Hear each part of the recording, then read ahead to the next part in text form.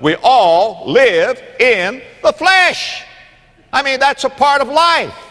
That's just where we are. And there's no place that you can take your flesh and get it somewhere and just get out of this rat race that we're in. You just can't do that.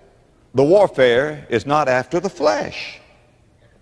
Sometimes people go to a monastery, thinking if they can get off in a monastery, somehow that then they can be holy. I heard about a man who went to a monastery, and this monastery had the regimen, the discipline of silence. They could only say 2 words a year. And this man went to a monastery, and finally he came to a superior after a whole year there in the monastery, and he said, all right, you have 2 words, what do you want to say? He said, bed hard. Thank you, go back. He came back the second year, he said, well, you've got 2 more words. What do you want to say? He said, food bad. So going back. Came back the third year, he said, you've got 2 words. What do you want to say? He said, I quit. And he said, well, you might as well quit. All you've done is complain for 3 years. There's no way that the flesh can overcome this. Though we live in the flesh, we don't war in the flesh. He's talking here about our weakness of our flesh. Listen, we do not fight with flesh and blood because we don't fight against flesh and blood. You have to understand that.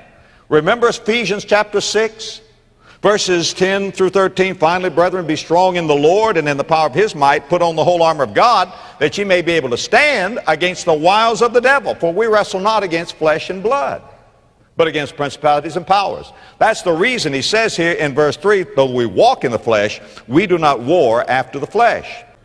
The problem, folks, is the mind. As a man thinketh, so is he. Out of the heart, out of the mind are the issues of life. Now let's move to the third and final thing. What I've talked about is the warfare of our foe. The devil tries to conquer our minds. What I've talked about is the weakness of our flesh. We don't have what it takes to overcome and to win this battle. For the weapons of our warfare are not carnal. Now here's the third thing. I want you to see, folks, the weapons of our fight. The weapons of our fight. What are they? He mentions them. The weapons of our warfare are not carnal, but mighty through God to the pulling down of strongholds. Paul said, I'm coming against this citadel. I'm coming against this. Notice, if you will, here, as he talks about what he's coming against, here says, and if you will, in verse 4. He speaks there in verse 4 of strongholds. Do you see that? He says, mighty through God to the pulling down of strongholds. What is a stronghold? It's a fortress. Walls of resistance are going to come down. What kind of resistance are in the hearts and minds of the Corinthians? Well, arrogance, ignorance, despair. These are the strongholds.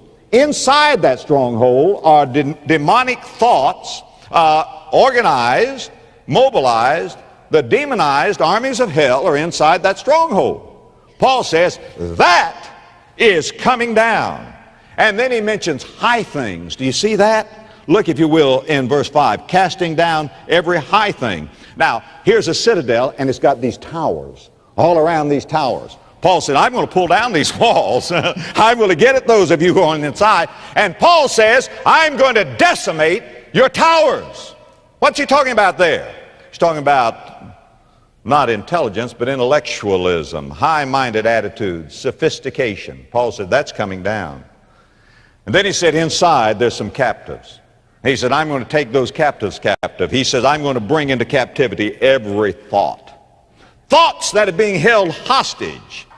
I am going to war. Not in his own flesh.